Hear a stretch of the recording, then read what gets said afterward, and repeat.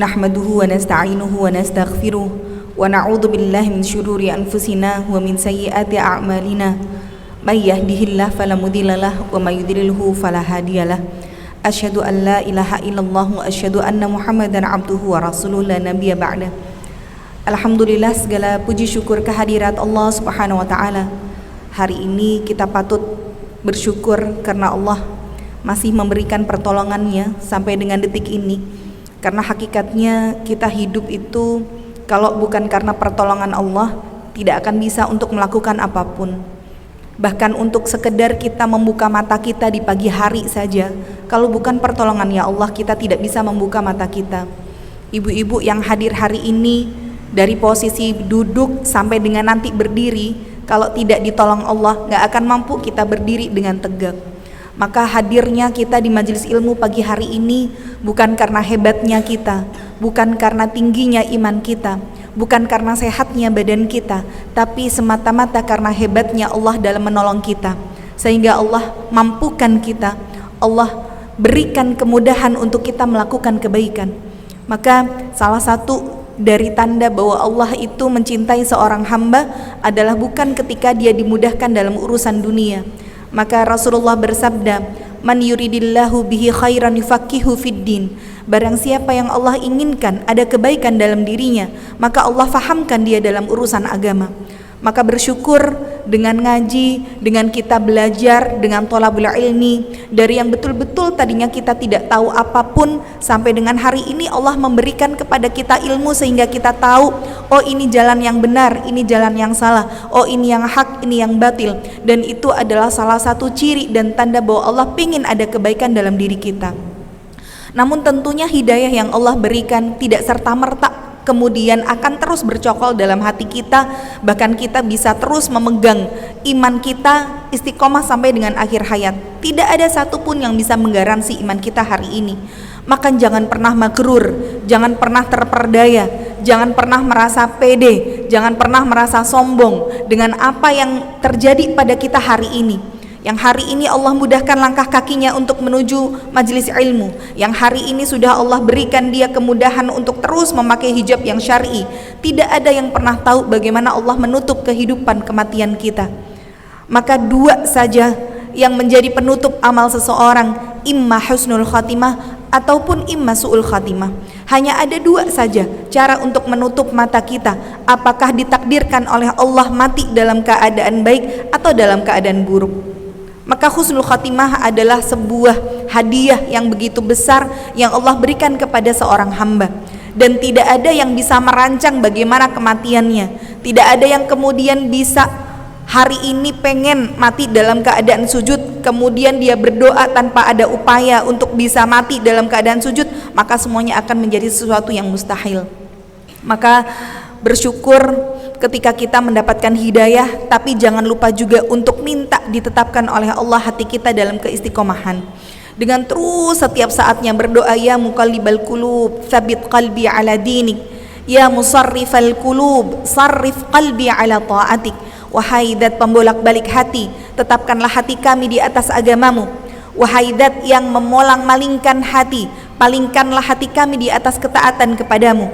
Maka doa ini adalah doa yang paling banyak dibaca oleh Rasulullah. Sampai kemudian Ummu Salamah, salah seorang dari istri beliau, bertanya, ya Rasulullah, kenapa engkau acap kali dan sering kali membaca doa ini? Maka kemudian beliau mengatakan, inna quluban nas baina asabi'ir rahman. Sesungguhnya hati-hati manusia itu terletak di antara jari jemarinya Allah. Allah memiliki jari jemari? Iya. Allah berarti memiliki tangan? Iya. Tangannya Allah ada berapa? Dua. Dan tangannya Allah kanan semuanya. Namun tentu tidak bisa kita samakan bagaimana tangan Allah dua kanan semuanya, karena itu adalah hal yang tidak patut untuk kita pertanyakan. Sebab ketika kita masuk ke dalam ranah-ranah seperti itu, justru setan masuk ke dalam hati kita, mencoba untuk membuat kita menjadi ragu akan kebesaran Allah dan akhirnya kufur, wala'iyadzubillah. Maka kalau kemudian kita sudah sampai di pertanyaan, kok bisa ya, gimana caranya, Allah itu kapan ada, kemudian Allah itu siapa yang menciptakan, Allah itu gimana bentuk tangannya kok kanan semua, itu sudah merupakan salah satu dari strategi setan untuk menjerumuskan kita ke dalam kekufuran. Kalau sudah begitu, sudah stop. Wallahu a'lam bishawab. Allah lebih tahu mana yang benar gitu ya.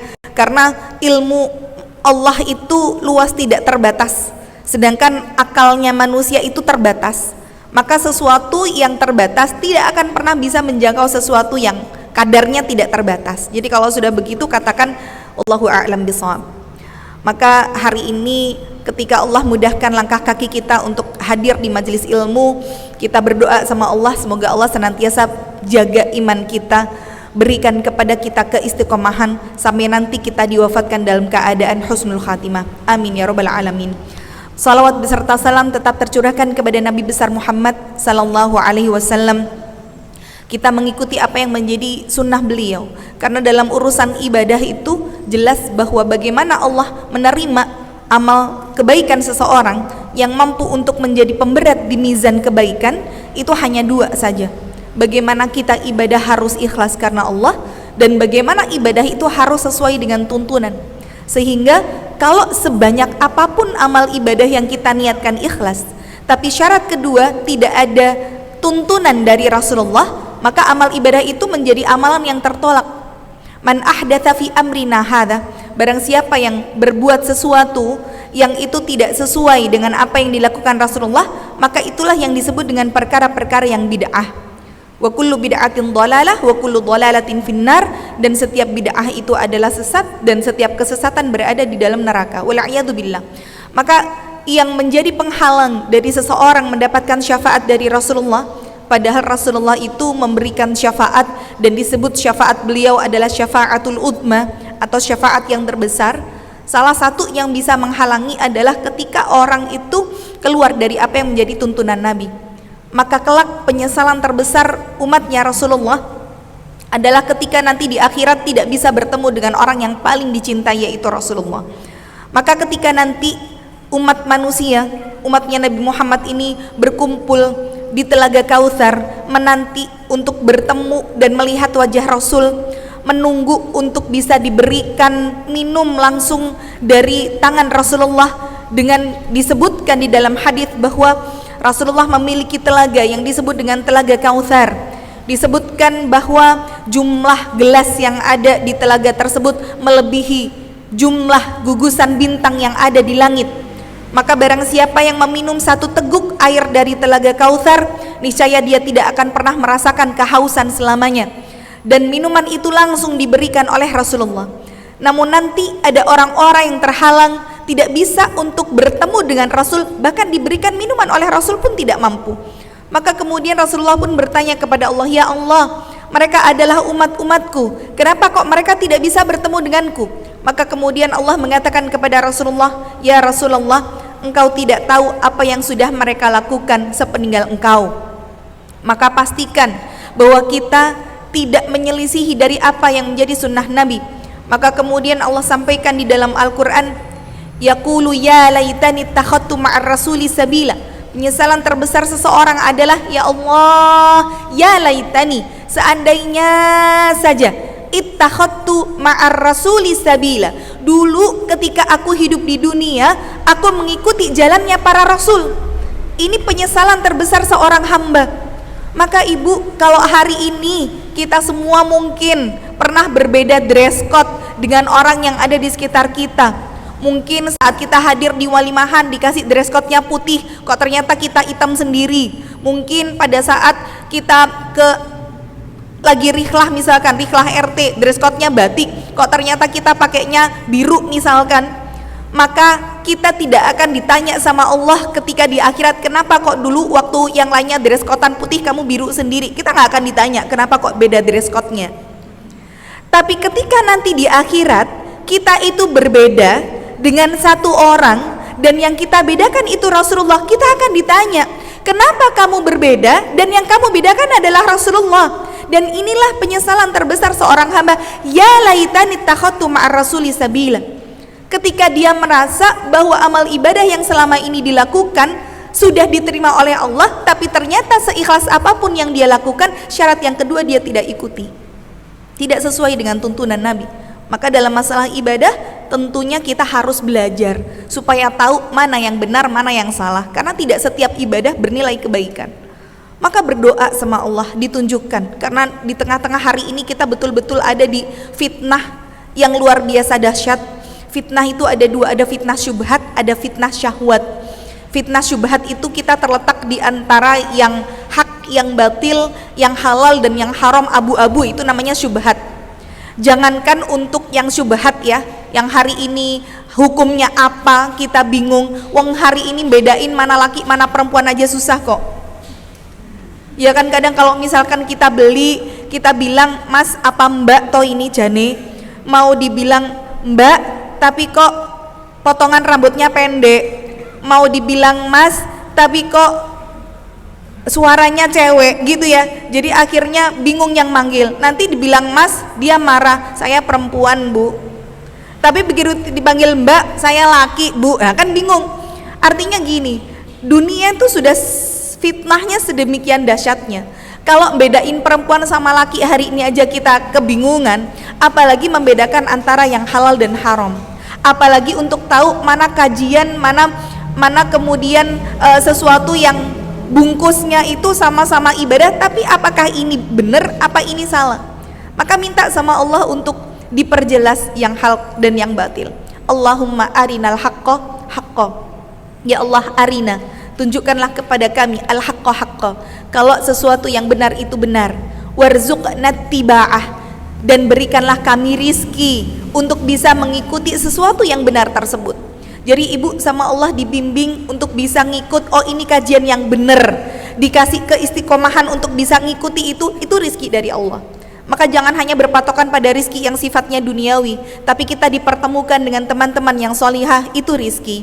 Ada yang kemudian mungkin iseng buka media sosial, tiba-tiba ada sebuah postingan yang akhirnya menggelitik kita, dan itu ya Allah kok ini kayak aku banget, itu sebenarnya rizki yang Allah berikan. Hidayah itu berupa sesuatu yang mungkin kita minta, tapi cara Allah untuk mengabulkan itu dengan cara-cara yang mungkin tidak biasa. Kadang memang hidayah itu berupa dalam tanda kutip tamparan, mungkin pukulan, tapi nggak apa-apa, itu cara Allah untuk menegur kita. Ada orang yang ditegur mungkin dengan nasihat dia sudah bisa kembali, tapi mungkin Allah tahu kita kalau dinasehatin ini nggak orang gugu gitu ya. Mungkin harus dengan tamparan-tamparan kecil, dengan pukulan-pukulan yang menyakitkan, baru kemudian kita kembali kepada Allah. Maka minta juga sama Allah, ya Allah, kalau engkau melihat aku mulai menjauh darimu, faraddini ilaika raddan jamila, maka kembalikanlah aku ke hadapanmu, kembalikan aku kepadamu dengan cara yang indah ya Allah. Maka jangan pernah nyinyir sama pelaku kemaksiatan. Kita nggak pernah tahu seberapa besar dia berusaha untuk kembali ke jalan Allah. Begitu juga la tu'jabu bi amali ahadin. Jangan pernah kita kagum berlebihan dengan amal ibadah seseorang. Tidak setiap orang yang tampaknya solihah secara zahir, tidak setiap orang yang kita ngelihat, oh orang ini ya Allah kok baik banget, oh masya Allah orang. Jangan pernah kagum berlebihan kepada seseorang yang hari ini kita lihat dari ibadahnya mempesona, sampai kita lihat bagaimana cara Allah menutup kematiannya. Maka tadi minta sama Allah, Allahumma arinal haqqa haqqa warzuqna tiba'ah wa arinal batila batila, dan berikanlah kami tampak, tunjukkanlah kepada kami kalau sesuatu yang batil itu batil, warzuqna jinabah, dan berikanlah kami rizki untuk bisa terhindar dari sesuatu yang batil tersebut. Maka hari ini insya Allah akan kita bahas bab su'ul khatimah, apa saja amalan-amalan penyebab su'ul khatimah. Karena kehidupan manusia itu ya ditutupnya hanya dengan dua saja, kalau nggak husnul ya su'ul. Dengan tidak perlu kita memperdebatkan atau mempermasalahkan. Dari dulu debatnya seputar penulisan husnul khatimah gimana yang benar, pakai H apa pakai K, udahlah nggak usah diperdebatkan gitu ya. Kalau kemudian tulisan pakai bahasa Arab menggunakan huruf H, permasalahan nanti muncul ketika huruf H ini ditranslate ke dalam bahasa Indonesia, yang itu penulisan Indonesianya pakai huruf apa. Kalau kemudian ditranslatekan secara harfiah di dalam bahasa Indonesia, huruf H itu aslinya pakainya CH aslinya. Karena kalau pakainya KH itu jadinya huruf Kh. Kalau pakainya huruf H, husnul, nanti kalau dalam bahasa Arab pakainya huruf H besar.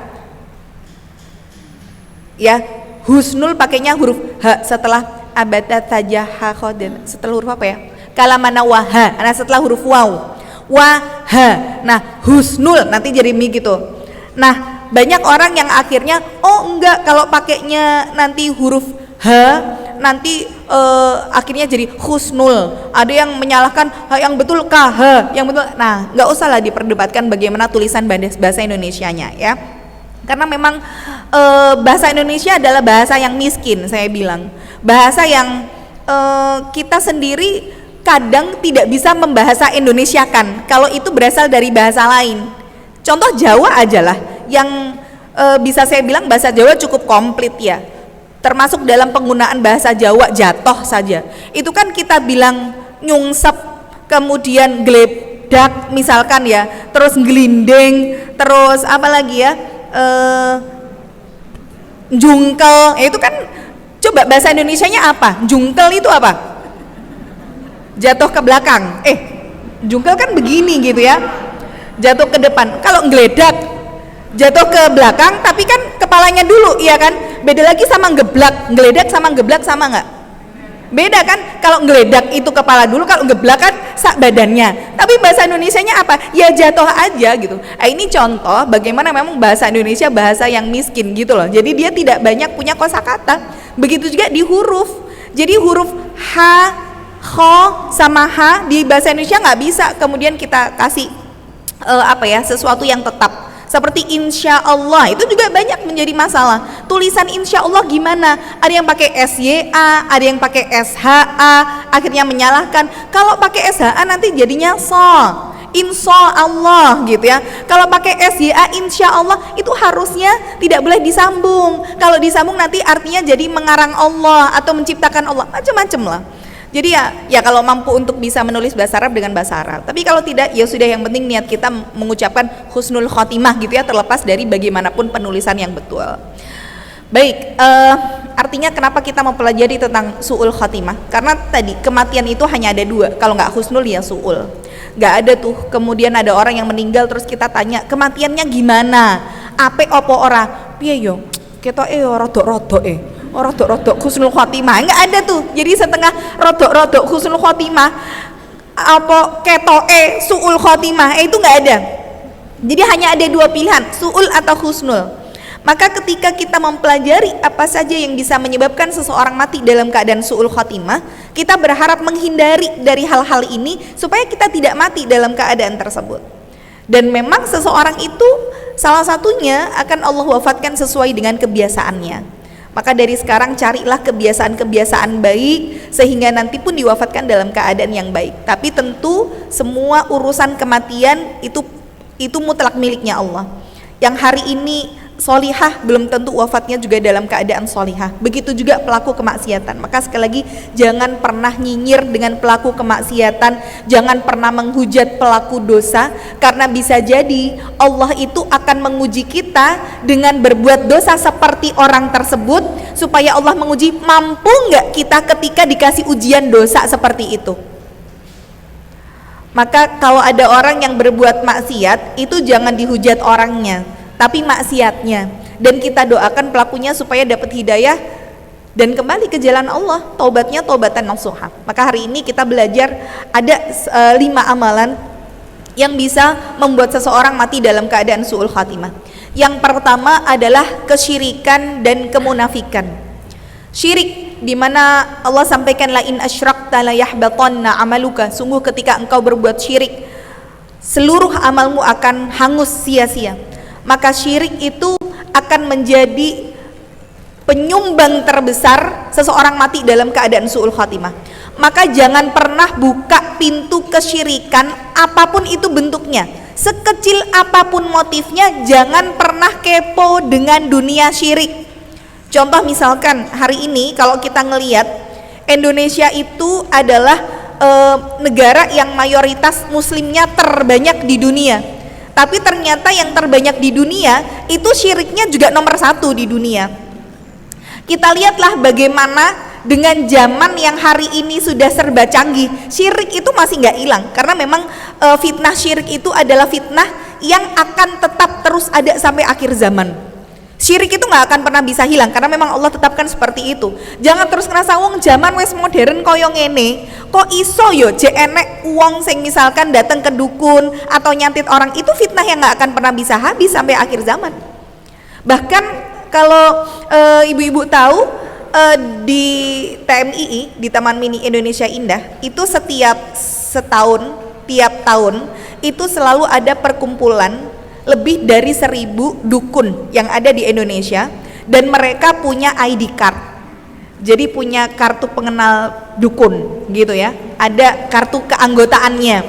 Dan salah satu strateginya iblis itu untuk menggoda manusia adalah dengan merubah setiap kalimat-kalimat di dosa besar menjadi sesuatu yang baik dan bagus didengar oleh telinga, sehingga orang tidak lagi jijik dengan kalimat-kalimat tersebut. Misal gini, kalau dulu kita sebut pelacur, itu kayaknya sesuatu yang jijik banget deh, orang jadi pelacur. Tapi begitu namanya berganti menjadi kupu-kupu malam, kira-kira apa yang terngiang di benak kita? Kalau kupu-kupu tuh indah gitu ya, cantik, mencelok sana, mencelok sini gitu ya. Nah, ini sebenarnya salah satu strategi setan untuk membuat manusia tidak lagi jijik dengan yang namanya dosa besar.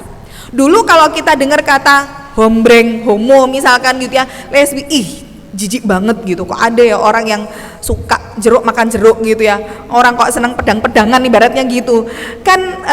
Laki suka sama laki, perempuan suka sama perempuan, kayaknya kok menjijikkan sekali. Tapi begitu sekarang namanya berubah menjadi kaum pelangi, itu kan jadi kayak wow gitu ya, sesuatu yang warna-warni, keberagaman, dan ternyata ini dibuat loh oleh mereka. Bagaimana pelangi ini menjadi sebuah terobosan baru, tren di kalangan anak muda, di kalangan anak-anak kecil, dan itu sudah mulai dibikin ikonnya. Jadi kayak misalkan pelangi, mungkin nggak ditulis pelanginya, tapi gambar motif pelanginya, rainbow-nya, merah kuning hijau birunya, kemudian itu jadi tempat pensil, jadi boneka, jadi apa-apa supaya kita melihat oh pelangi itu indah. Itu sebenarnya salah satu strategi mereka, supaya ketika kita tahu pelangi itu indah, menganggap bahwa orang-orang dengan kaum pelangi juga merupakan salah satu keindahan dari keberagaman orang-orang yang ada di masyarakat kita hari ini. Nah, maka syirik itu yang dulu kita mungkin mengenal kalimat dukun itu dengan disebut dukun itu kan yang di bayangan kita, orang pakai item-item, rambutnya riwu-riwu, terus ini pakai kalung banyak gitu ya, terus jampi-jampi keluar asap, itu dulu di benak kita kalau disebut kata dukun. Tapi begitu sekarang berubah nama, yang katanya orang pinter gitu ya, anak indigo, punya six sense, punya indera keenam, itu kan jadi sesuatu yang kita anggap wah orang ini punya kelebihan, padahal sebenarnya sama aja, itu ujung-ujungnya ya dukun juga gitu loh. Maka syirik ini jangan pernah kita buka dengan motif apapun, terutama misalkan kita punya anak-anak remaja. Kalau mungkin kita orang Jawa yang dulu belum belajar, biasanya masih menggunakan tradisi seperti weton. Jadi kalau misalkan anak itu mau nikah, dicari weton hari baiknya untuk menikah, tanggal lahirnya calon suaminya kapan, calon istrinya kapan, diutek-utek gitu kan, terus nanti ketemu oh ini tanggal baiknya untuk menikah di tanggal ini gitu. Sampai mereka juga punya hari, misalkan ada pantangan tidak boleh menikah di tanggal 1 Syuro atau 1 Muharram, yang nikah tanggal 1 Muharram nanti pernikahannya tidak langgeng. Nah, ini contoh bagaimana tradisi-tradisi itu sebenarnya jatuh kepada ranah kesyirikan. Kalau mungkin orang-orang tuanya dulu gitu. Sekarang kalau anak-anak mudanya akhirnya digempurnya dengan apa? Dengan metode perbintangan. Biasanya setiap anak itu, kalau anak-anak muda itu mereka tahu tuh ras bintangnya apa, yang Gemini, yang Taurus, Leo, Scorpio dan lain sebagainya. Itu bisa jadi mereka kalau misalkan sudah suka sama laki-laki gitu ya, mencari tahu, oh hari ini karirnya gimana, asmara, keuangan gitu kan, yang disukain apa, kalau tanggal lahirnya sekian sampai sekian itu sifatnya kayak begini, nanti pantangannya begini, oh cocoknya kalau misalkan Gemini cocoknya sama ini. Itu sebenarnya sudah masuk ke ranah kesyirikan. Maka jangan pernah buka pintu itu sekecil apapun. Termasuk ketika misalkan kita diuji sama Allah, barang kita hilang misalkan, mungkin HP kita entah jatuh di mana, terus kita cerita sama temen kita bilang, koncoku enek loh sing iso ngerti sopo sing jupuk misalkan gitu. Mongko syirik. Halah, ora usah percaya, cuma pengen tahu aja lho, padha wae lho. Ya, kadang orang itu ketika kemudian datang, aku nggak percaya 100% kok sama perkataannya, cuma pengen tahu aja sing jupuk sopo. Sama aja sebenarnya, itu sudah masuk ke ranah kesyirikan. Maka hati-hati betul ya. Jadi dalam kondisi apapun, mungkin kita kehilangan, mungkin ada orang yang hilang ya. Kemarin juga kasusnya yang anak hilang gitu ya, anaknya Pak Ridwan Kamil itu sudah dukunnya Indonesia metu kabeh itu ya. Mulai dari ada yang bilang, oh ini terdampar di sebuah rumah kakek tua, soalnya dia waktu berenang kepalanya kejedot batu terus pingsan, amnesia, ditolong. Oh itu ada di sebuah rumah tua yang ada di kota inisial depannya L. Oh rame-rame netizen Indonesia cari di daerah sana rumah atau kota desa terpencil yang ada huruf L-nya apa, ketemu, di zoom lagi, dicari lagi, wah itu ada rumah bapak, ada rumah gubuk. Jangan-jangan apakah Eril kamu ada di situ? Ayo kembalilah ya Allah ya Rabbi. Bukannya banyak-banyak berdoa, malah banyak berbuat kesyirikan. Nah ini yang kita khawatirkan. Jadi jangan membuka pintu itu sekecil apapun, sekedar kepo, sekedar pengen tahu, sekedar baca. Aku cuma gur mau cotok. Orang-orang nenek aku percaya. Hati-hati loh, di situ setan sudah bermain. Karena inna syaitana yajri majrad dam. Setan itu mengalir dengan seiring dengan aliran darah manusia. Maka nanti sampai kemudian syirik itu kan tahapan-tahapan ya. Kalau tahapan-tahapan mungkin yang sudah sampai dia ta'assub atau fanatisme buta dengan kesyirikan. Mungkin orang-orang zaman dulu tuh ada yang misalkan nih, orang yang tadinya nggak bisa apa-apa, datang mungkin semedi ke gunung atau apa, tiba-tiba bisa mijet misalkan gitu. Ketika ditanya, Mbah kok pintar mijet dari mana? Nggak tahu, sepong ini saya tiba-tiba bisa. Padahal sebenarnya mungkin dia melakukan ritual-ritual itu semedi sampai dia bisa memiliki ilmu yang tidak dia pelajari. Maka kalau kesyirikan ini terus dia bawa sampai mati, itu yang menjadi faktor utama dia akan mati dalam keadaan su'ul khotimah. Maka kita pernah belajar bagaimana orang itu ketika dalam kondisi sakaratul maut, khususnya bagi orang beriman, itu selalu diberatkan. Maka Rasulullah bersabda, sesungguhnya setiap orang yang beriman akan diberatkan dalam proses sakaratul mautnya. Karena setiap orang beriman itu ketika menghadap Allah masih memiliki dosa dan maksiat, maka dia diberatkan dalam proses sakaratul maut supaya Allah menggugurkan apa yang menjadi dosanya. Namun bagi orang kafir, justru orang yang tidak beriman, sakaratul mautnya diringankan oleh Allah. Kenapa begitu? Sebab ketika hidup mereka memiliki kebaikan, dan Allah memberikan balasan kebaikan itu dengan dimudahkan dalam proses sakaratul mautnya, supaya tidak ada lagi balasan yang pasti akan Allah berikan setelah kematiannya. Maka bagi setiap orang beriman, sakaratul maut menyakitkan, iya, dan sakaratul maut itu perkara yang sangat-sangat berat. Bagaimana ribuan syaraf diwafatkan, dimatikan, diambil secara bersamaan, itu sakaratul maut. Bahkan sampai sakitnya lisan untuk meneriakkan kalimat erangan aduh saja itu tidak mampu, saking sakitnya. Maka kalau ada orang hari ini masih bisa teriak-teriak kesakitan, mengaduh-ngaduh, mengerang-ngerang, itu sakit yang belum seberapa dibandingkan sakaratul maut. Maka betullah ketika Rasulullah sampaikan, kalau ada orang yang dalam kondisi sakaratul maut, dia bisa mengucapkan kalimat la ilaha illallah, itu hakikatnya bukan dia yang mengucapkan, tapi Allah yang membantu lisannya untuk bisa mengucapkan kalimat tersebut. Karena perkara mengucapkan kalimat tahlil di akhir kehidupan bukan perkara yang mudah. Kita mengucap aduh saja sulit kok, apalagi mengucapkan kalimat tahlil. Maka minta sama Allah dimudahkan dalam proses ini, walaupun kita tahu ini berat. Maka Rasul selalu mengulang doa. Satu-satunya yang Rasul minta untuk diringankan dalam kehidupannya, Rasul nggak pernah minta diringankan beban. Rasul nggak pernah kemudian minta, ya Allah jangan berikan aku ujian yang aku tidak mampu melewatinya. Rasul nggak pernah minta diringankan beban. Tapi satu-satunya yang Rasul minta untuk dimudahkan, bukan dimudahkan rizki, bukan. Rasul minta dimudahkan dalam proses sakaratul maut. Dengan Rasul selalu berdoa, Allahumma hawwin alaina fi sakaratil maut. Ya Allah, hawwin, mudahkan, hawwin alaina, mudahkan kami, mudahkan bagi kami dalam proses sakaratul maut ini ya Allah. Maka ketika proses sakaratul maut, setiap orang itu pasti merasakan sakit. Biasanya kaki itu sudah kaku begini, Bu. Jadi kaki itu sudah mulai kaku, sudah mulai ke depan, terus itu sudah mulai dicabut seluruh syaraf-syaraf dari kaki, kemudian naik ke betis, kemudian naik ke lutut, naik ke paha, sampai ke pinggang, sampai kemudian ke dada, sampai ke kerongkongan. Maka nanti prosesnya pada saat di kerongkongan ini berubah menjadi nazak. Jadi sakarat itu artinya adalah sakit yang berlapis-lapis. Tapi ketika sudah nyawa di kerongkongan, makanya orang kalau bertaubat dan taubatnya itu sudah, nyawanya sudah di kerongkongan, tidak akan pernah diterima taubatnya, karena proses itu sudah berubah menjadi nazak. Maka ketika nazak ini tinggal nyawanya dicabut, jadi bukan ditarik ya, tapi dicabut, dek gitu. Maka nanti yang paling setia ngikuti kemana ruh itu dibawa itu mata. Ada yang melotot gitu, ada mungkin yang nggak melotot, yang begini. Jadi tergantung ruhnya ini dibawanya kemana. Maka ketika dicabut ke atas, berarti matanya ke atas gitu ya.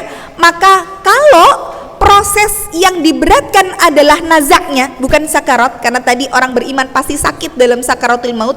Tapi kalau orang sudah diberatkan dalam nazaknya, itu berarti tanda ada kesyirikan yang masih dia bawa sampai mati. Nazak itu sudah di sini, sudah tinggal dicabut dek gitu ya. Tapi ada orang yang dicabut balikin lagi, cabut balikin lagi, dan itu benar-benar nyata. Saya beberapa kali ketika bapak saya Allah yarham masih hidup, ada orang-orang yang datang, Ustadz tolong bapak saya sudah nazak berhari-hari nggak mati-mati Ustadz. Saya bayangin nazak berhari-hari itu sakitnya kayak apa. Sakaratul maut setengah jam aja berat Ibu, apalagi ini nazak yang berhari-hari. Jadi sudah di sini itu nazak. Maka kemudian bapak saya akhirnya datang di ruqyah, ditanya, ini masih punya barang-barang kesyirikan nggak? Iya Ustadz, ini dulu bapak saya sering semedi, bahkan punya kamar khusus yang dia itu kamarnya nggak boleh untuk dimasuki siapapun. Jadi dia menyimpan seluruh jimat-jimatnya itu di situ. Nah itu yang akhirnya membuat dia disulitkan nazaknya, dan sudah itu mati dalam keadaan su'ul khotimah. Jadi akhirnya barang-barang kesyirikan itu kalau bisa kemudian kita musnahkan, kita bakar. Saya ingat bapak saya dulu bawa jimat-jimat itu banyak banget ke rumah. Cuman kita merasa, ingat ya, kalau ibu menemukan sesuatu yang kata orang atau mungkin dikasih orang, gelang ini nek kue ngenggo, kue loro opo wae iso mari, misalkan gitu, hati-hati loh. Ketika kita sudah menganggap bahwa ada satu barang yang kalau dipakai bisa mendatangkan madarat ataupun manfaat, di situ kita sudah berlaku syirik. Dan barang yang kita percaya itu, ya dia akan memberikan energi itu, dia akan menjadi sesuatu yang kita kira. Misalkan aku nek pakai gelang ini jadi sakit, ya bener gelang itu bikin sakit. Jadi itu sudah masuk ranah syirik. Maka tidak boleh kita kemudian menganggap bahwa ada sesuatu yang bisa mendatangkan manfaat atau madarat. Sekalipun jimat-jimat itu banyak dibawa ke rumah saya, tapi ketika saya dan keluarga tidak menganggap bahwa jimat ini bisa memberikan madarat, ya itu diem aja. Jadi misalkan di situ ada tali pocong, ada kemudian tanah kuburan, ada cincin gambarnya batunya kodok, terus macam-macam. Tapi kalau kita merasa bahwa ini tidak akan bermanfaat atau menimbulkan madarat untuk si tuan rumah, si pemilik sini, ya dia nggak akan bisa memberikan madarat atau manfaat apapun. Maka contoh nyata kesyirikan di hadapan kita itu banyak sebenarnya. Saya sendiri punya tetangga saya itu umurnya sampai sudah 100-an tahun lebih, tapi nggak mati-mati. Setiap kali sakit dia ngasih uang ke anak kecil, anak kecilnya itu besok yang mati. Jadi terus begitu. Jadi setiap kali dia sakit ngasih uang anak kecilnya mati, dia sehat lagi. Tapi kan kita sudah belajar ya bahwa yang namanya kematian itu ada 99 pintunya, 99 penyebab kematian. Ada orang yang sudah bisa melewati tantangan-tantangan kematian sampai 99 itu. Tapi Rasulullah bersabda dia tidak akan bisa untuk selamat dari pantangan kematian yang ke-100, yaitu al-haram, tua dan renta. Dan orang kalau sudah tua renta, mau sesehat apapun ya meninggal dunia kan gitu ya. Jadi si mbah ini tuh umurnya sudah 100 tahun lebih. Ternyata dia punya 7 pesugihan. Jadi tetangga-tetangga itu cerita dia punya 7, termasuk yang sering jadi tumbalnya, bahkan anaknya sendiri pun dijadikan tumbal. Pekerja-pekerjanya juga dijadikan tumbal. Jadi pekerjanya dia punya banyak perumahan-perumahan. Terus setiap kali wayai dia sakit, dia numbalkan pekerjanya cuma naik ke atas loteng, ke atas tangga benerin genteng, jatuh meninggal. Ya memang semua sudah qadarullah gitu ya. Akhirnya si mbah ini karena sudah umur 100 tahun lebih, akhirnya dia meninggal juga. Saat meninggal dikuburkan sama tetangga-tetangga, qadarullah mayatnya tidak diterima bumi. Jadi begitu dikuburkan, tanah tuh nggak mau nerima, Bu. Saya nggak tahu gimana bentuknya tidak diterima, tapi tetangga-tetangga bilang ini nggak bisa dikuburkan. Jadi entah longsor, entah apa, pokoknya tanah itu nggak mau nerima si jasad ini. Akhirnya karena sudah kebingungan tetangga-tetangga untuk menguburkan dia, akhirnya digali di belakang rumahnya lubang yang sangat dalam. Karena mayit itu ditidurkan nggak bisa, akhirnya ditancapkan. Jadi lubangnya dalam banget, diberdirikan. Saking ditidurkan kayak mayit biasa nggak mau buminya. Jadi ditancap gitu ya, terus dikubur dalam kondisi berdiri seperti ini. Wala'iyadzubillah. Nah ini contoh ya, bagaimana kesyirikan adalah pembuka gerbang pertama seseorang mati dalam keadaan su'ul khotimah. Maka jangan pernah buka kesyirikan, apapun itu motifnya, sekedar kepo, sekedar pengen tahu, sekedar baca, nggak usah ya. Khawatir keimanan kita tidak kuat ya. Kemudian syirik dan kemunafikan. Nah, munafik ini nanti terbagi menjadi 2. Ada munafik amali, ada munafik i'tiqadi. Apa itu bedanya munafik amali sama munafik i'tiqadi? Kalau munafik amali itu yang tampak dari segi amalnya atau dari segi fisiklinya, dari segi zahirnya. Maka munafik amali itu yang tampak dalam hadis Nabi, seseorang yang disebut idza wa'ada ahlafa, kalau dia berjanji dia mengingkari, idza u'tumina khana, kalau dikasih amanat dia berkhianat, kemudian idza hadatsa kadzaba, ketika dia berbicara dia berdusta. Namun munafik amali ini tidak mengeluarkan pelakunya dari agama Islam dan tidak membuat pelakunya kekal dalam neraka. Ini munafik amali. Jadi ibaratnya masih lebih ringan daripada munafik i'tiqadi. Nah, yang bisa untuk menyebabkan orang mati dalam keadaan su'ul khotimah itu munafik i'tiqadi. Jadi munafik i'tiqad itu artinya keyakinan gitu ya. Jadi dari segi akidahnya dia munafik. Maka munafik i'tiqad itu bagaimana ciri-cirinya? Kalau ada orang yang satu dia membenci Rasulullah, baik dari segi zahirnya, misalkan mengatakan Rasul tukang kawin misalkan ya, membenci Rasulullah. Yang kedua, membenci apa yang datang dari Rasul, baik itu dari Al-Quran maupun Sunnah. Jadi dia mengatakan, ada ya yang disebut sebagai orang alim di Indonesia tapi sudah meninggal dunia. Dulu dia mengatakan dan menghina Al-Quran, nggak usah disebut namanya. Nah jadi nanti dicari sendiri siapa orangnya. Dia mengatakan Al-Quran adalah kitab porno. Jadi ketika di dalam surat Al-Baqarah Allah sebutkan nisa'ukum harthul lakum fa'tu harthakum anna syi'tum. Wanita-wanita kalian adalah ladang-ladang bagi kalian, maka datangilah ladang-ladang kalian dari arah manapun kalian suka. Maka dia mengatakan bahwa Quran itu kitab porno yang ngasih tahu gimana cara berhubungan badan begini-begini gitu ya. Nah ini contoh bagaimana ada orang yang dia tidak suka mengolok-olok apa yang datang dari Rasulullah, dari Al-Quran maupun dari Sunnah, mengolok-olok apa yang ada dalam hadis Nabi. Atau yang ketiga, dia benci dengan syariatnya Allah. Ada orang yang kemudian hari ini ngakunya Muslim, tapi begitu ngelihat ada orang Muslim yang misalkan kekuatan kaum muslimin bersatu, misalkan kalau kaum muslimin kalah dia bahagia, kalau kaum muslimin menang dia sedih, bahkan kemudian ngolok-ngolok sesama muslim. Kajian-kajian yang sesuai sunnah sudah sudah disebar flyernya, oh ustadz ini akan datang, ustadznya insya Allah sesuai dengan sunnah, ternyata dibubarkan begitu saja. Nah ini contoh nih bagaimana ada orang-orang yang muslim tapi membenci syariat Islam, maka itu disebut munafik i'tiqadi. Dan munafik i'tiqadi ini mengekalkan pelakunya di neraka. Jadi bukan yang kekal seperti syirik yang tidak diampuni, tapi saking lamanya dia di neraka, Allah tuh sampai sebutkan orang yang munafik i'tiqadi ini khalidina fiha abada. Saking lamanya sampai disebutkan kekal dalam neraka.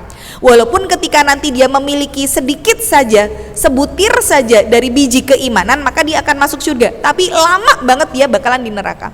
Contoh nyata misalkan yang munafik i'tiqadi siapa? Contoh misalkan apa-apa disebut namanya aja, Mustafa Kamal Pasha Ataturk, ya. Dia adalah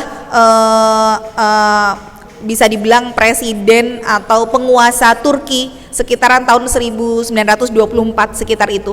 Jadi saat dulu kekhilafahan Islam itu hanya berada di satu komando. Jadi nggak ada tuh dulu negara-negara kayak Indonesia, Malaysia gitu, nggak ada. Jadi dulu semuanya negara itu daulah Islamnya itu berada dalam sistem satu kekhilafahan. Semua tunduk pada satu komando yaitu khalifah. Nah dulu khalifah yang terakhir itu kekhilafahannya Utsmaniyah. Nah yang meruntuhkan kekhilafahan Utsmaniyah itu Mustafa Kamal Pasha Ataturk. Jadi ketika Utsmani runtuh, kemudian digantikan sama Mustafa Kamal Pasha atau Ataturk ya kita bilangnya. Maka si Ataturk ini dia mengganti sistem Islam, sistem kekhilafahan ke dalam sistem sekulerisme, di mana dia tidak memperbolehkan yang namanya kaum muslimah memakai jilbab, bahkan dia yang mewajibkan adzan berubah lafadznya menjadi bahasa Turki.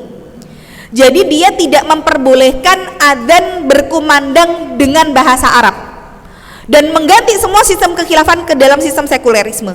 Pernah saat itu di Hagia Sophia atau kalau tulisannya Hagia Sophia gitu ya, Hagia Sophia yang saat itu sudah berubah fungsi menjadi masjid setelah ditaklukkan oleh Muhammad Al-Fatih, yang tadinya gereja berubah jadi masjid, kemudian setelah itu berubah lagi menjadi museum, dan alhamdulillah pada zamannya Erdogan ini baru beberapa tahun terakhir berubah kembali menjadi masjid. Maka pada masa pemerintahannya Ataturk ini ada seorang prajurit yang dia itu mengumandangkan adzan dengan bahasa Arab. Lantas Ataturk langsung memerintahkan kepada salah satu algojonya untuk menebas kepala yang sedang adzan tersebut. Jadi dalam kondisi sedang adzan langsung dipenggal kepalanya ketika ketahuan menggunakan bahasa Arab. Nah ini sampai bertahun-tahun ya ke pemerintahan Ataturk ini. Tapi akhirnya Ataturk wafat, sampai akhirnya ketika dia dikuburkan jasadnya tidak diterima bumi. Maka saking dia mau dikuburkan bumi nggak nerima, akhirnya kaum muslimin menguburkan dia dengan cara ditindih batu, kalau tidak salah sebesar 182 ton. Saya lupa berapa jumlah pastinya, tapi di atas 100 ton.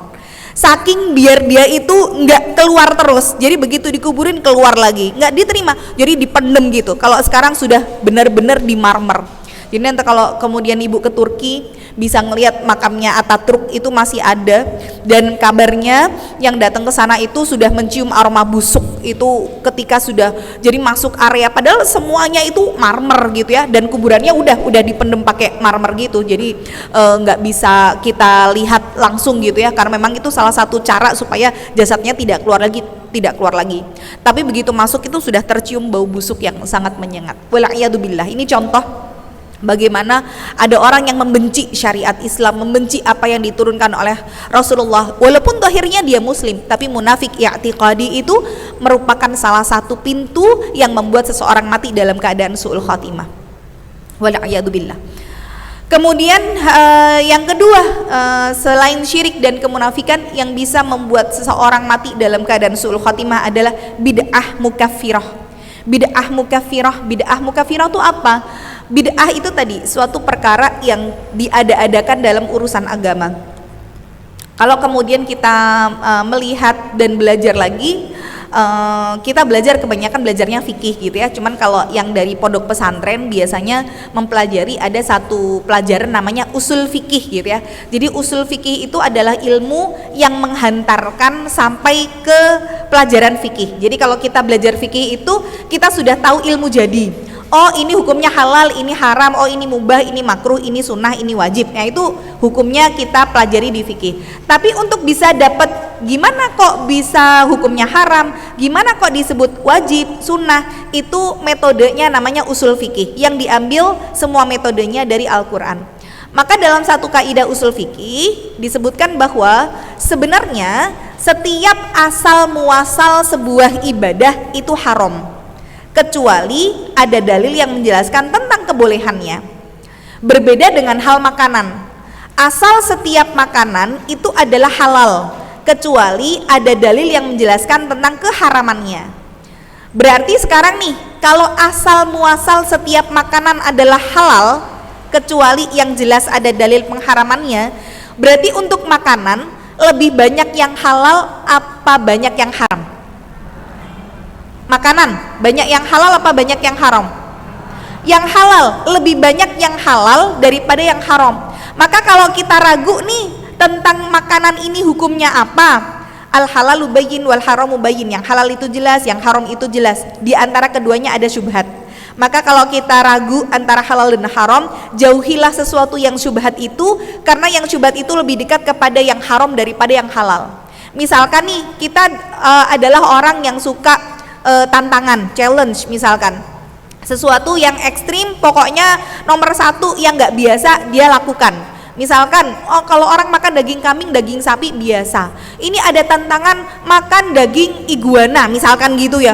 Wah, hukumnya makan iguana halal apa haram? Nah, misalkan kita tidak tahu hukum antara makanan ini halal atau haram, maka tinggalkan. Kenapa? Yang halal dari segi makanan itu jauh lebih banyak daripada yang haram gitu loh. Apalagi yang syubhat. Jadi cari aja yang jelas halalnya.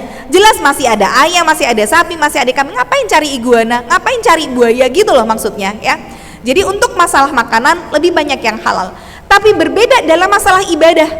Asal muasal setiap ibadah itu haram, kecuali ada dalil yang menjelaskan tentang ibadah tersebut. Berarti ibadah lebih banyak yang diharamkan apa dihalalkan? Diharamkan. Berarti kalau ibadah itu yang nggak ada tuntunannya, nggak ada dalilnya, lebih baik dihindari, karena jangan-jangan itu jatuh kepada sesuatu yang haram. Contoh misalkan nih, kita bersolawat, Allah sebutkan ya ayyuhalladzina amanu sallu alaihi wasallimu taslima. Kita bersolawat kepada Nabi, hukumnya wajib, karena Allah perintahkan di situ bersolawatlah kepada Nabi dan ucapkanlah salam, berarti hukum solawat menjadi wajib.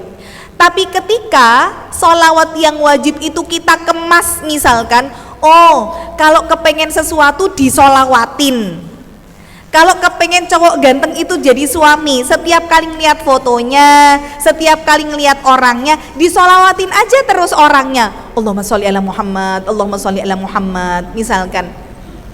Kalau kepengen rumah, kepengen mobil, kepengen apapun, misalkan mobil, dapat brosurnya, kita lagi jalan-jalan ke mall misalkan, dapat brosur mobil, ya Allah ini mobilnya terbaru ya Allah, Allahumma sholli ala Muhammad, Allahumma sholli ala Muhammad, Allahumma sholli ala Muhammad, misalkan ya. Maka hati-hati betul, apakah sholawat kita akan bernilai ibadah di sisi Allah? Enggak. Padahal sholawat tadi hukumnya wajib, tetapi ketika tidak ada tuntunannya tadi, nggak ada tuntunan kalau kamu kepengen rumah, sholawatin rumah itu, kan nggak ada tuntunannya begitu gitu ya. Atau kalau pengen misalkan apalah, kalau hari ini orang itu ada amalan-amalan khusus, karena ada ulama-ulama su gitu ya, kalau kita bilang ada ulama-ulama buruk yang mereka itu sebenarnya lebih mengerikan daripada dajjal, karena mereka ngajak kepada keburukan. Karena ada orang yang disebut umi kalau di media sosial, saya pernah menemukan soalnya di postingan Instagram. Jadi ada yang disebut Umi kalau saya kepengen punya mobil tahun ini, amalannya apa Umi? Oh kamu baca surat ini sekian ratus kali, baca sholawat ini sekian ratus kali, terus setelah dikasih amalan tuh dari surat-surat, dari sholawat-sholawat, habis itu nanti berdoa sama Allah dengan doa yang jelas, misalkan ya Allah aku pengen mobil Alphard warna hitam tahun sekian, terus di bulan ini, jadi harus detail apa yang dia pengen. Nanti Allah kabulkan dengan dia melakukan ritual-ritual amalan tersebut. Hati-hati, ibadah-ibadah yang seperti ini yang tidak ada tuntunannya, yang kita kira sebuah ibadah, tidak akan diterima oleh Allah, bahkan kita masuk ke dalam ranah bid'ah. Maka dalam masalah ibadah tadi syaratnya harus ada tuntunan dari Rasulullah. Maka ada bid'ah yang disebut bid'ah mukafirah. Jadi bid'ah mukafirah itu yang membuat orang sampai ke ranah kekufuran. Kalau yang tadi ya bid'ah tapi tidak mukafirah, mungkin tidak membuat orang menjadi kufur, dia tetap dalam keislamannya. Tapi ada yang bisa membuat orang mati dalam keadaan su'ul khotimah, itu kalau bid'ahnya mukafirah. Jadi mukafirah itu sampai dia kufur ketika memiliki baik itu pemikiran-pemikiran tertentu, seperti yang terjadi kepada salah seorang zaman dulu di kalangan para salaf, para orang-orang terdahulu, namanya adalah Ibnul Farid. Di mana Ibnul Farid ini sebenarnya orang yang ahli ibadah, tapi kemudian dia punya pemikiran yang salah. Dia berpikir bahwa kalau orang hari ini mengatakan pemikiran dia itu wihdatul wujud, atau kalau bahasa Jawa itu kamanunggaling Gusti. Jadi di mana seorang manusia ketika dia beribadah terus kepada Allah, dia derajatnya meningkat. Jadi tadinya di sini ibadah terus, dia sampai level teratas, dan Allah itu dia semakin turun gitu. Ini versinya orang yang punya pemahaman wihdatul wujud gitu ya. Jadi Allah itu turun, manusia itu kalau semakin beribadah dia naik. Maka nanti sampai di posisi yang sama, maka manusia bisa bersatu dengan Allah. Jadi manusia itu Allah, Allah itu ya bisa berubah jadi manusia. Maka pemikiran yang seperti ini tentu pemikiran yang tidak boleh kita terima. Bagaimana mungkin antara manusia sama Tuhan, ibaratnya sama Allah bisa bersatu? Maka kemudian ketika Ibnul Farid ini dikasih tahu sama teman-temannya bahwa pemikirannya salah, dia menganut paham yang salah, maka ketika di detik-detik kematiannya dia ditalkin oleh sahabat-sahabatnya, ayo katakan la ilaha illallah. Apa yang dia katakan? Dia melolong seperti lolongan anjing. Ketika ditalkin la ilaha illallah, terus begitu, ditalkin lagi melolong terus seperti anjing, dan akhirnya dia wafat dalam kondisi melolong seperti anjing dengan tidak ada satupun kalimat thayyibah yang mampu untuk dia ucapkan dari lisannya, padahal dia adalah ahli ibadah. Maka bid'ah mukafirah ya. Jangan pernah tadi, makanya sekecil apapun itu pemikiran kita tentang Allah, kok Allah begini ya, Allah itu kapan adanya, Allah itu siapa yang menciptakan, itu nanti kita jadinya bid'ah mukafirah itu. Sudah, kalau sudah begitu stop, daripada kemudian kita kufur ya, mati dalam keadaan su'ul khatimah wal a'yadu billah. Kemudian yang ketiga yang bisa membuat orang mati dalam keadaan su'ul khatimah adalah menjadi walinya Allah di keramaian dan menjadi walinya syaitan ketika dia sedang berada di dalam kesendirian. Ini yang kita khawatir betul. Ya bisa dibilang kayak munafik, tapi munafik yang tanpa sadar.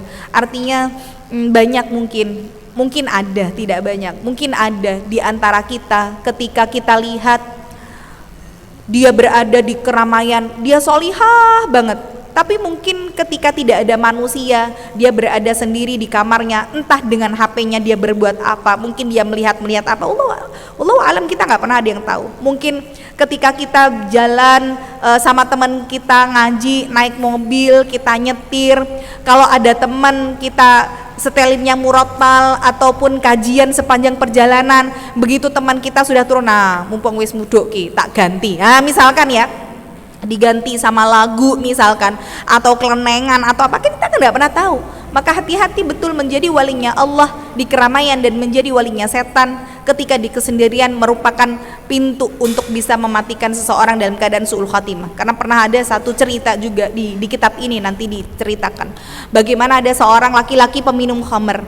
Kemudian laki-laki peminum khamr ini sebenarnya sudah bertaubat di hadapan Allah, dan dia sudah mengganti amal-amal keburukannya dengan kebaikan-kebaikan. Dia sholat di shaf awal, dia tilawah, baca Quran, dia berbuat baik, dia sedekah. Sampai akhirnya tiba saat dia sakit, dan sakitnya semakin berat, sudah dalam kondisi sakaratul maut. Kemudian sahabatnya ini mentalkin, ayo sahabatku, ucapkanlah la ilaha illallah. Dia bilang, aku tidak mampu mengucapkan kalimat itu. Padahal dia bisa ngomong kayak gitu. Dia bisa, aku tidak mampu mengucapkan kalimat itu. Tapi begitu mengucapkan la ilaha illallah dia nggak bisa.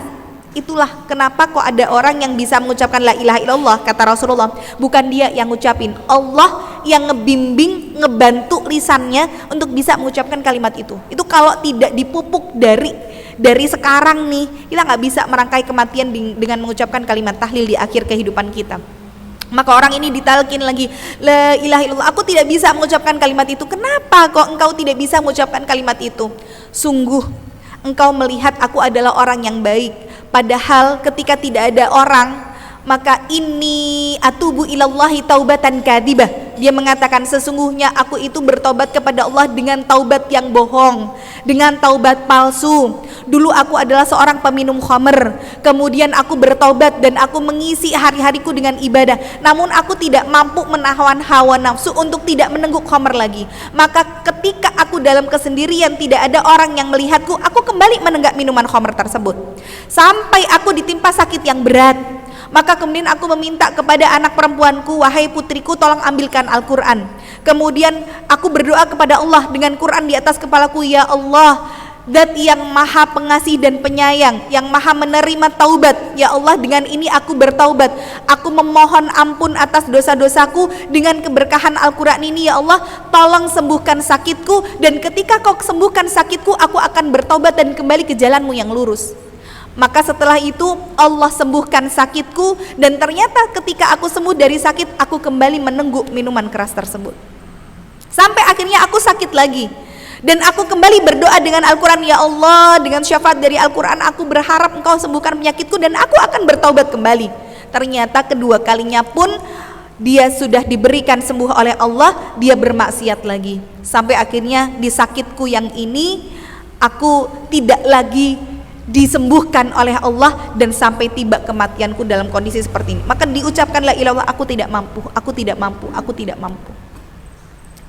Maka hati-hati betul bagaimana kita hari ini. Sekali lagi, jangan pernah kagum sama orang yang tampak solihah sampai kita lihat bagaimana cara kematiannya. Begitu juga kalau hari ini kita benci sama seseorang, kita ngelihat, orang ini kok gini, tapi kita nggak pernah tahu, mungkin ada amal rahasia yang dia sembunyikan.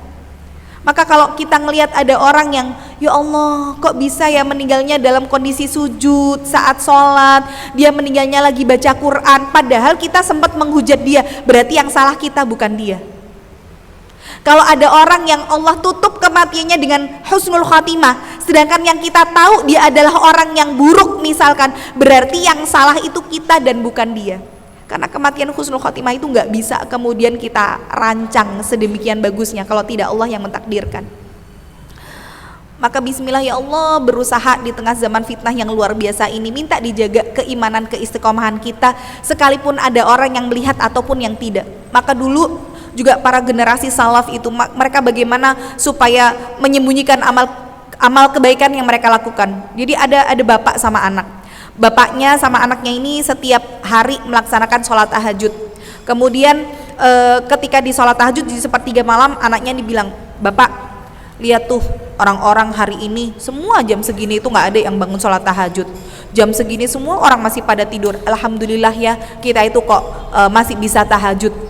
Bapaknya marah di situ, mengatakan, hai anakku, tidurnya mereka sampai dengan waktu subuh itu jauh lebih baik ketika mereka bangun melahirkan keikhlasan daripada tahajudnya kita yang 11 rakaat yang kita lakukan setiap hari, tapi setelah sholat melahirkan kesombongan. Hati-hati betul, jangan-jangan yang tahajud itu lebih buruk daripada yang gak tahajud. Ketika yang tahajud, oh yang aku iso tahajud, ketika kemudian ngaji tak upload tak selfie cekrik misalkan gitu ya, alhamdulillah hari ini bisa datang kajian misalkan gitu ya. Memang kita juga tidak boleh menjustifikasi orang, melebeli orang, oh riak ini, pamer ini, kita nggak pernah tahu loh apa yang ada di hati manusia ya.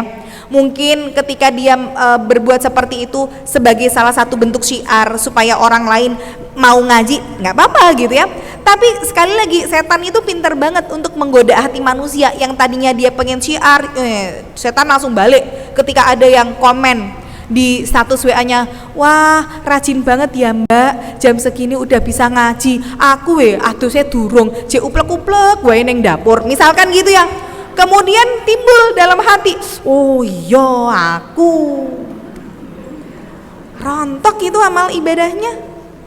Ya, maka sekali lagi kita nggak pernah tahu kehidupan kita sampai dengan akhir itu gimana. Maka doanya Abu Bakar terus minta sama Allah, sebagaimana Abu Bakar meminta Allahumma ja'al khaira umri akhirah. Ya Allah, jadikanlah sebaik-baik umurku itu yang paling akhir. Wa khaira amalin khawatimuha, dan sebaik-baik amalku adalah penutupnya. Wa khaira ayyamin yauma alqaka fih, dan sebaik-baik hari adalah hari di mana aku bertemu dengan engkau. Minta sama Allah umur kita yang terbaik adalah umur yang paling akhir. Minta amal yang terbaik adalah yang dijadikan sebagai penutup. Minta hari kita yang terbaik adalah hari saat kita bertemu dengan Allah. Jadi salat kita yang paling khusyuk yang paling akhir, sedekah kita yang paling ikhlas yang paling akhir, itu yang kita minta. Kenapa kok minta yang paling akhir? Innamal a'malu bil khawatim, sesungguhnya setiap amal ibadah seseorang itu ditentukan di penghujungnya. Jadi Allah tuh nggak ngelihat Bu kita dulu tuh kayak gimana. Mungkin dulu kita pernah pelaku kemaksiatan, mungkin kita dulu jilbabnya masih bongkar pasang, selain bongkar pasang masih yang diul-ul kayak gitu, yang dijiret sana jiret sini misalkan gitu ya. Allah nggak ngelihat dulu kita kayak gimana, tapi yang Allah lihat bagaimana khotimah kita. Ya, maka minta sama Allah yang terbaik, hari-hari kita, amal kita adalah yang paling akhir. Maka yang ketiga tadi, menjadi walinya Allah di keramaian dan menjadi walinya setan ketika di kesendirian adalah yang menjadi penyebab su'ul khatimah. Yang keempat, saya ringkaskan tinggal dua. Yang keempat adalah muta'atiyatun bidunub, candu dengan dosa.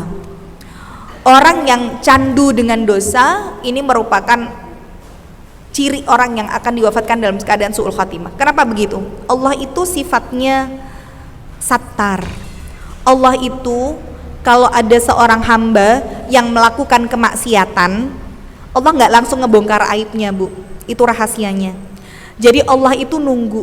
Kenapa? Misalkan nih ada orang yang berzina misalkan, ketika ada orang yang baru berzina satu kali, Allah tuh nggak langsung tampakkan zinanya di hadapan masyarakat ramai, kemudian mungkin fotonya tersebar, nggak langsung begitu. Kenapa? Allah berikan dia kesempatan untuk kembali kepada Allah, bertaubat, memperbaharui jalan hidupnya. Allah nunggu dia. Tapi kalau kemudian orang ini diingatkan sama Allah, nggak berhasil, sekali dua kali dia tetap berzina terus gitu ya, sampai nanti karena Allah sifatnya satar tadi, penutup aib, nanti lama-lama satarnya Allah, penghalang penutupnya itu nanti Allah singkap. Jadi ketika satarnya Allah buka, nanti Allah akan tampakkan kemaksiatannya di hadapan orang banyak. Misalkan nih hari ini ada orang yang ketahuan mencuri misalkan gitu ya, ketika dia saya ini baru pertama kali nyuri, saya baru pertama kali nyuri, nggak mungkin kalau dia baru pertama. Kenapa? Nek baru pertama Allah itu masih nutup aib dia. Ada orang yang misalkan ketahuan zina atau misalkan kesebar video syurnya misalkan gitu kan, terus dia mengaku ini baru pertama, nggak mungkin, didedes gitu ya. Karena baru pertama Allah tutup nih, siapa tahu dia mau bertobat sekalipun dia bukan orang muslim gitu ya. Ternyata ketika dia ketangkep gitu ya, kesebar video syurnya, ditanya, ya ini sudah lebih dari 5 kali, dia bilang sudah lebih dari 5 kali. Lah pastinya berapa wong dhewe lali saking wake kan gitu ya. Jadi bilangnya lebih dari 5 kali. Itulah, begitu orang itu dia tidak mengindahkan, orang itu punya alarm. Setiap dari diri kita itu Allah bekali alarm untuk ketika kita melakukan keburukan, melakukan maksiat, melakukan sesuatu yang melanggar syariat. Di sini alarmnya sebenarnya bunyi Bu. Aduh ora pena aku, aduh rasanya gelisah, aduh nggak tenang. Itu berarti dia masih punya rasa peka yang Allah berikan. Tapi kalau lama-lama alarm itu nggak diindahkan, mati alarmnya, ya udah, jadi dia biasa aja ngelakuin dosa, biasa aja dia maksiat gitu ya. Nah kalau kemudian dia diingatkan misalkan dengan disebar aibnya, kok ternyata tidak membuat dia jerah, hati-hati, Allah akan bikin dia mati dalam masih melakukan kemaksiatan yang dia bawa. Karena orang yang candu dengan dosa, ketika dia tidak bertaubat, Allah wafatkan dia dalam keadaan melakukan dosa tersebut yang sudah menjadi candu. Beberapa waktu yang lalu ngelihat ada berita kriminal gitu ya, ada laki-laki yang berzina dengan pelacur, Jadi ditemukan mati, setelah beberapa hari jasadnya ditemukan di kamar hotel sudah digigiti tikus. Sedangkan pelacurnya yang berzina ini kabur entah kemana. Kalau kita ngelihat, wala'iyadzubillah, ada orang yang berzina terus mati dalam keadaan berzina, itu berarti dia sudah candu dengan dosanya dan dosa itu sudah mendarah daging dalam dirinya. Sampai diwafatkan dalam keadaan seperti itu. Sampai seorang pezina pun yakin kok kalau dalam kondisi berzina, nggak mau dia dimatikan dalam kondisi berzina kan gitu ya. Maka jangan tunggu sampai aib kita tersebar, jangan tunggu sampai Allah wafatkan kita dalam keadaan candu dengan dosa. Wala'iyadzubillah ya. Yang keempat, yang terakhir adalah at-taswif atau menunda-nunda taubat. Jangan terus mengatakan, ada orang yang mungkin baru mau pakai jilbab, nantilah kalau udah punya anak, nantilah nek anak wis telu engko lah nek gini terus begitu, dia menunda-nunda taubat. Maka hati-hati kalau kemudian kita menunda taubat ya, kalau Allah kasih umur kita panjang. Maka ada orang ya, di buku ini dikisahkan, jadi ada seorang laki-laki ini dia adalah orang yang muadzin, tidak pernah ketinggalan shaf awal ketika sholat berjamaah.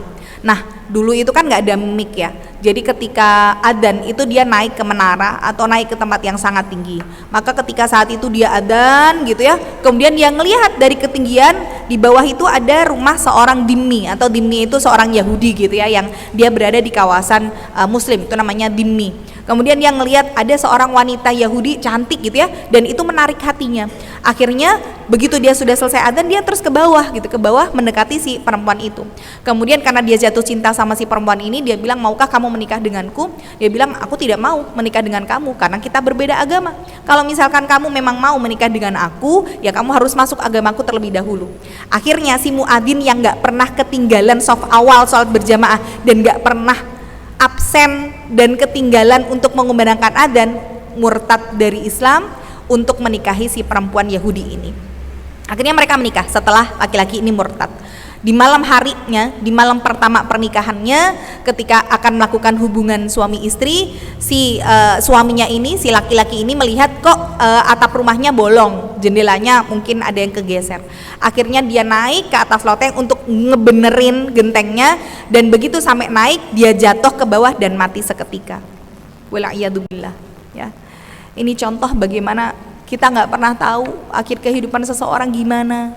Ini muadzin gitu ya, ngajakin orang sholat, bahkan nggak pernah ketinggalan shaf awal sholat berjamaah, tapi di akhir kematiannya justru dia murtad dan mati dalam keadaan kafir ketika dia lebih cinta kepada seseorang wanita yang berbeda agama dengan dia. Maka kalau sudah seperti itu, segera bertaubat. Jangan menunda-nunda taubat, karena kita tidak pernah tahu kapan kematian akan menyapa kita. Baik, ini secara ringkas ada 5 penyebab su'ul khatimah. Mudah-mudahan senantiasa Allah berikan kepada kita keistiqomahan, sehingga dihindarkan dari amalan-amalan yang bisa mematikan kita dalam keadaan buruk. Dan mudah-mudahan bukan hanya husnul khatimah yang kita minta, namun kita juga minta kepada Allah surganya, sehingga nanti kita bukan hanya berkumpul di dunia saja, tapi juga berkumpul di surganya Allah. Amin ya rabbal alamin. Saya akhiri kajian di pagi hari ini. Kalau ada kebaikan datang dari Allah, ada keburukan datang dari saya. Wabillahi taufiq wal hidayah. Wassalamualaikum warahmatullahi wabarakatuh.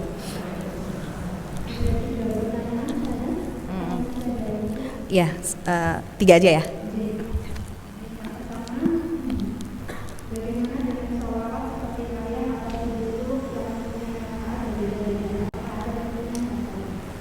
Iya, ada berbagai macam banyak sholawat yang mungkin kita baca atau mungkin kita dapat share gitu ya.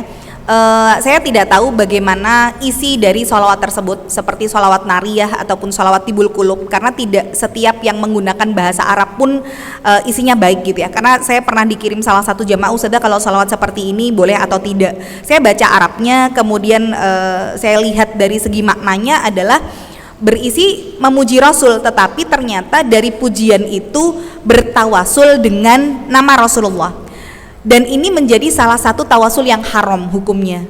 Kenapa? Karena Rasulullah sudah meninggal dunia dan kita tidak boleh meminta kepada Allah pakai perantara orang yang sudah meninggal, sekalipun yang kita tawasuli itu Rasulullah. Nah ini nanti saya perlu tahu isi dari sholawat nariyah atau tibul qulub, teksnya bahasa Arab itu seperti apa, supaya nanti bisa tahu maknanya dan bisa menghukumi, oh ini boleh dan ini tidak. Kalau sekedar misalkan Allahumma sholli ala Muhammad wa ala ali Muhammad, nggak masalah. Tapi kalau sudah misalkan binuriha misalkan gitu ya, dengan nurnya Muhammad, dengan apalagi keberkahannya apa. Jadi pertama nama Rasul yang disebut, tapi kemudian bertawasul dengan ada kalimat sebelumnya, itu yang tidak diperbolehkan. Contoh misalkan yang kita mengira itu adalah satu kebaikan karena pakai bahasa Arab, seperti misalkan lagu Ya Rabbi bil Mustafa, Ya Rabbi bil Mustafa balligh maqasidana, itu ya, waghfir lana ma madha. Nah kita kan hafal tuh lagu itu ya, Ya Rabbi bil Mustafa, wahai Rabb bil Mustafa. Al Mustafa adalah sebutan untuk nama Rasulullah, karena Mustafa itu orang yang terpilih, dengan menyebut nama orang yang terpilih atau nama Rasulullah. Balligh maqasidana, sampaikan maksud dan tujuan kami. Waghfir lana ma madha ya wasi'al karami, dan ampunilah dosa-dosa kami yang sudah lalu. Jadi mintanya kepada siapa? Allah, tapi perantaranya siapa? Al Mustafa tadi, perantaranya Rasulullah, dan ini nggak boleh. Berarti itu tidak lagi kita dendangkan. Atau misalkan tawassalna bi bismillah wa bil hadi rasulillah, karena ada gitu ya, tawassalna bi bismillah, kita bertawasul dengan nama Allah, ini masih boleh nih yang awal. Wa bil hadi rasulillah wa kulli mujahidilillah bi alil badri, ya Allah, ini yang ke belakang salah semuanya, haram semuanya. Kenapa? Dan kita bertawasul dengan petunjuknya Rasulullah, bertawasul dengan mujahidin lillah bi ahlil badr, dengan seluruh mujahid-mujahidnya Allah yang berperang di perang Badar. Jadi awalnya ya sholawat gitu, tapi ternyata bermasalah di akhirnya. Jadi nanti saya perlu tahu bagaimana isinya, boleh nanti dikirimkan ke saya by WA supaya saya cek dulu maknanya apa, baru bisa dihukumi boleh atau tidak ya.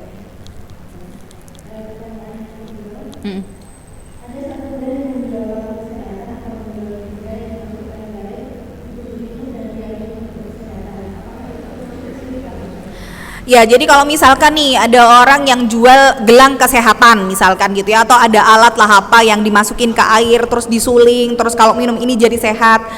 Selama kita tidak menganggap bahwa yang bisa menyembuhkan adalah benda ini, kita tidak masuk ke ranah kesyirikan. Artinya ini hanya sebagai wasilah aja untuk penyembuh. Tapi kalau sudah mengkultuskan, nek nganggo iki mari, misalkan gitu ya, kan ada tuh yang mengkultuskan sesuatu, sakit apapun ya, nek aku pakai ini mesti sembuh. Misalkan kalau pakai gelang ini sakit apapun misalkan bisa diobati. Nah itu berarti sudah masuk ke dalam ranah kesyirikan. Jadi syirik atau tidak tergantung dari bagaimana kita mensikapi. Termasuk misalkan kayak dokter, apakah kita berobat ke dokter syirik? Kalau kita merasa bahwa aku nek ke dokter ini mari, nek selain dokter iki aku mari, berarti kita menganggap bahwa dokter ini yang menyembuhkan. Nah itu sudah syirik itu. Berarti berobat ke dokter yang seperti itu malah justru nggak boleh gitu ya. Tapi kalau misalkan kita tetap menganggap bahwa Allah yang memberikan kesembuhan, ini hanya sebagai wasilah saja, nggak masalah. Jadi gitu ya. Iya.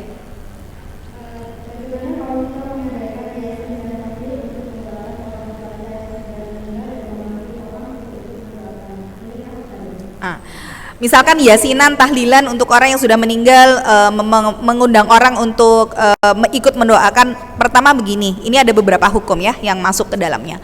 Pertama, dari segi yasinan ataupun tahlilan kita lihat bahwa amalan-amalan tersebut tidak dilakukan oleh Rasulullah. Rasulullah tidak pernah yang namanya menggelar 40 harian mengenang kepergian Khadijah, kemudian memanggil para sahabat untuk tahlilan bersama mendoakan Khadijah. Ini pertama kalau dilihat dari hukum yasinan dan tahlilan. Jadi saya termasuk yang tidak sepakat untuk mengadakan ritual-ritual apapun itu, misalkan 4 bulanan, 7 bulanan, 40 harian misalkan, saya termasuk yang tidak sepakat dengan itu, karena itu tidak sesuai dengan tuntunan Rasul. Jadi kayak kemarin ada yang mengundang saya, Ustazah minta tolong ngisi untuk hadir di 4 bulanan. Saya bilang maaf, saya kalau ngisi kajian nggak apa-apa, tapi kalau untuk mengisi di acara tersebut saya tidak tidak bisa gitu ya. Jadi saya dengan tegas menolak gitu. Karena khawatirnya justru kita masuk ke dalam ranah bid'ah. Tapi kalau niatnya untuk mendoakan, sebenarnya mendoakan itu bisa dimanapun kapanpun gitu ya. Ketika kita mengkhususkan di hari tertentu, itu yang menjadi masalah. Kenapa kok harus di hari ke-40-nya? Kenapa kok harus di hari ke-100-nya gitu loh. Jadi bukan nggak boleh ngedoainnya kapanpun dipersilahkan gitu ya. Apalagi kita misalkan nih kita mengundang orang datang, kemudian kita suguh mereka makanan dengan kita niatkan ini sedekah atas nama orang yang sudah meninggal. Bisa nggak terkirim pahalanya? Bisa, karena sesuatu yang kita keluarkan dari segi harta ini ketika diniatkan untuk memberikan pahala bagi orang yang sudah meninggal, ini bisa sampai. Jadi misalkan ngundang orang, kita ngasih makan, kita ngasih uang misalkan ya, tolong doakan bapak saya atau ibu saya, dan kita niatkan yang kita lakukan ini untuk orang tua kita sudah meninggal, pahalanya akan sampai. Tapi ketika ini dikhususkan di hari-hari tertentu, ini yang nantinya akan menyelisih daripada sunnah Nabi. Dari mana muncul hari-hari tertentu gitu loh? Dari mana muncul 40, 100 sampai 1000 gitu? Ini yang kadang orang ingat ya, Islam itu agama yang mudah. Islam itu agama yang tidak menyulitkan pemeluknya. Maka sesuatu yang ribet, sesuatu yang bikin susah itu sebenarnya bukan dari Islam. Misal ada orang yang meninggal dunia, sudah dia keseripahan ibaratnya, dia ditimpa satu musibah, kok malah harus nyediain makan banyak orang, belum lagi nanti di 100.000 hari sampai ada orang yang nggak punya, ngedol iki ngedol kui, sampai utang sana utang sini, itu sebenarnya bukan berasal dari Islam. Islam agama yang mudah, tidak memberatkan. Bahkan kalau yang sudah paham, saya alhamdulillah tinggal di lingkungan pesantren. Kalau salah satu keluarga pesantren ada yang meninggal, orang yang meninggal ini, yang keluarganya yang berduka itu tidak boleh menyalakan kompor sampai 3 hari, karena memang sunahnya begitu, Bu. Jadi bukan dia nyuguhi, tapi kita tetangga-tetangganya yang harus memikirkan ini nek iso gitu ya, sampai 3 hari kita tetangganya yang mensuplai makanan dia dan keluarga. Jangan sampai dia yang sudah kesulitan, kena musibah, kudu nyuguh, nanti acara tahlilan 7 hari yang dengan mengundang orang banyak gitu loh. Jadi mendoakan boleh kapanpun, dimanapun, bersedekah untuk atas nama orang tua tidak masalah, diperbolehkan gitu ya. Tapi jangan sampai kita membuat acara-acara yang memang itu tidak sesuai dengan tuntunannya ya. Maka tadi saya harap semuanya bisa mulai membiasakan sesuatu yang benar, bukan hanya membenarkan kebiasaan. Lah biasanya ngono, jangan lagi biasanya ngono. Tapi bagaimana yang benar, inilah yang kita biasakan gitu ya.